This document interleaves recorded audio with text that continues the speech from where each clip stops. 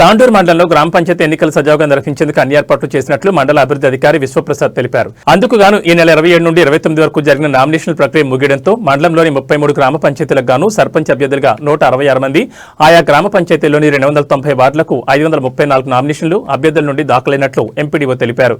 33 గ్రామ పంచాయతీల్లో చిట్టిగనపూర్ గ్రామ పంచాయతీ ఏకగ్రీవం కాగా ఆయా గ్రామ పంచాయతీల్లో 56 వరకు వార్డులు సైతం ఏకగ్రీవమైనట్లు ఆయన తెలిపారు.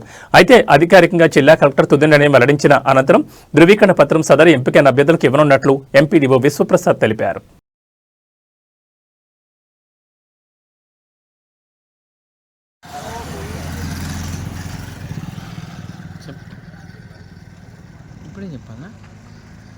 తాండూరు మండలంలోని 33 గ్రామ పంచాయతీలలో ఎంతమంది నామినేషన్ వేశారు సర్పంచ్ అభ్యర్థులుగా?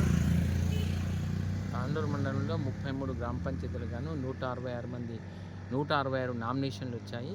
అదేవిధంగా 290 వార్డులకు గాను 534 నామినేషన్స్ వచ్చాయి. ఈ నామినేషన్స్ అంటే అభ్యర్థులు గారు ఒక అభ్యర్థి 2 సెట్లు 3 సెట్లు 4 సెట్లు నామినేషన్ వేసింది కాబట్టి ఈరోజు స్క్రూటినీ అయిపోయిన తర్వాత వాస్తవంగా అభ్యర్థులు ఎంతమంది బరిలో ఉన్నారు, ఎంతమంది చెల్లుబాటైన నామినేషన్లు ఎన్ని ఉన్నాయనేటువంటిది మనకు ఇంకో కొద్దిసేపట్లో తెలుస్తుంది. మనకు వార్డులు ఎన్ని సార్ టోటల్ మన 33 గ్రామ పంచాయతీల్లో? తాండూరు మండలంలో 33 గ్రామ పంచాయతీలు గాను 290 వార్డులు ఉన్నాయి. వాటికి 534 నామినేషన్స్ వచ్చాయి.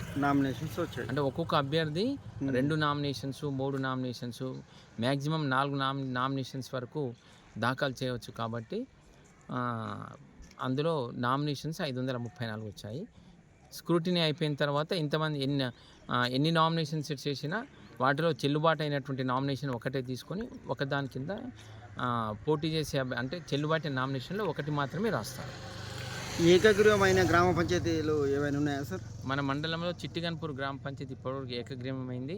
ఈ ఏకగ్రీవమైనటువంటి విషయాన్ని జిల్లా కలెక్టర్ గారికి నివేదించిన తర్వాత జిల్లా కలెక్టర్ గారు రిజల్ట్ డిక్లేర్ చేయమని మాకు ఆదేశాలు ఇస్తాడు.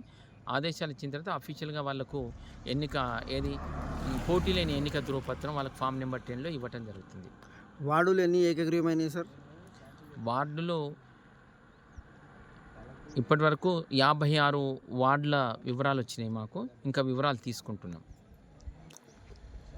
అంటే ఇప్పటివరకు ఏకగ్రీవమైనట్లా మీరు ఏమైనా ధృవీకరించారా సార్? జిల్లా కలెక్టర్ గారికి నివేదించిన తర్వాత జిల్లా కలెక్టర్ గారు అనుమతి ఇచ్చిన తర్వాత మాత్రమే వాటికి ఏకగ్రీవమైనట్టు ఆమోదం తెలపడం జరుగుతుంది. Okay sir.